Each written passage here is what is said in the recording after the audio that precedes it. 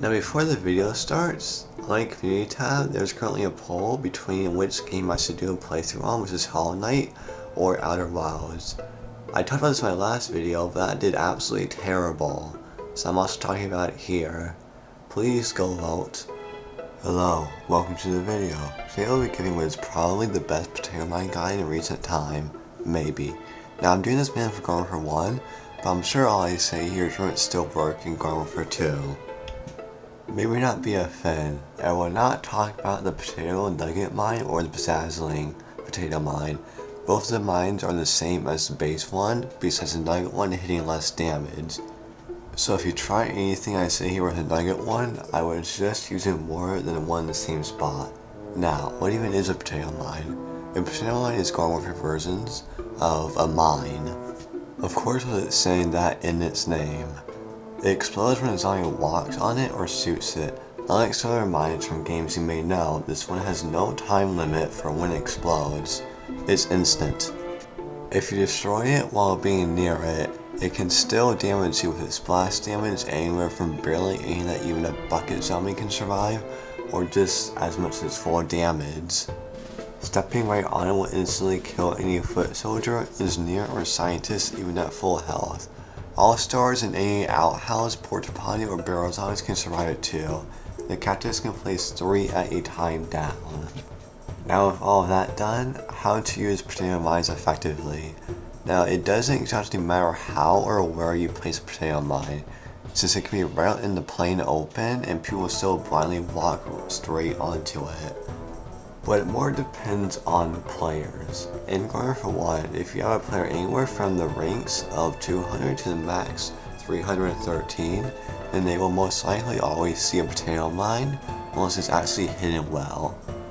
If you have a player from the ranks of 70 to 200, there's a definite chance the player can accidentally walk without realizing onto a potato mine, or jumping over something or onto something you have placed a potato mine on.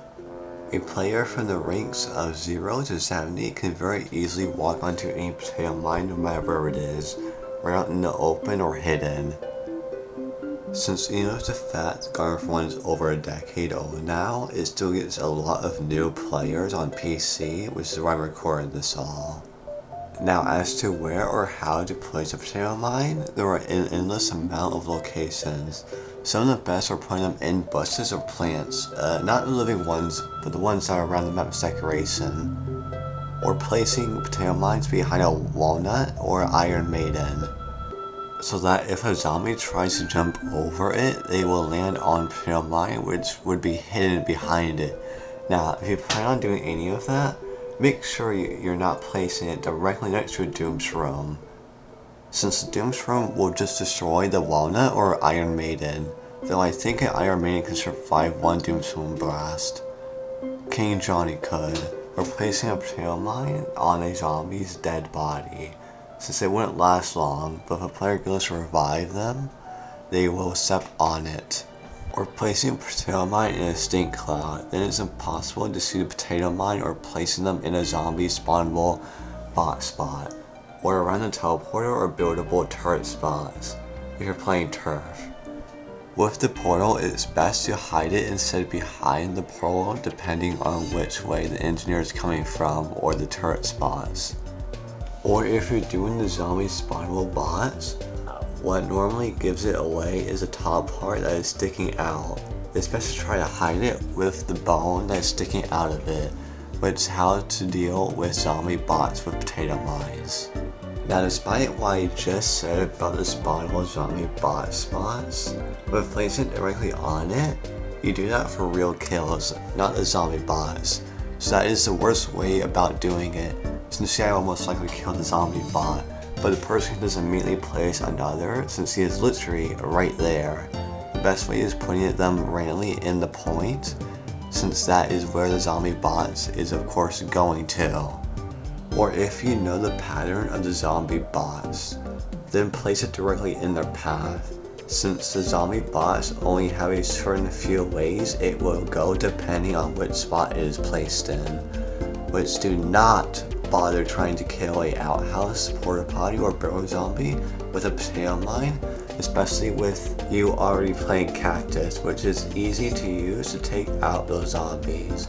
They would not be killed by it or even stopped. Most of the time they would shrug off potato mine and continue along like nothing ever happened. Oh, also, don't freak out and place all your potato mines in 1 second if a zombie approaches. It never works. You're never surviving that situation without actually shooting. Now, can you trust me on my guide? Honestly, it depends. Since as I said, it depends on the players, so maybe none of this will work for you. These are strats or knowledges that I have learned and has worked for me over the course of me having played gw1 for 11 years now. And did you like this type of video? Now the guide is over. This is just purely me talking now. Did this guide help, or did you learn something new? If you did, I would appreciate it if you liked and subscribed. If you would like to see another guide like this for ability or character, please let me know. I just felt like talking about potato mines since I feel like I know the ability really well. But anyways, hope you enjoyed the video, and goodbye.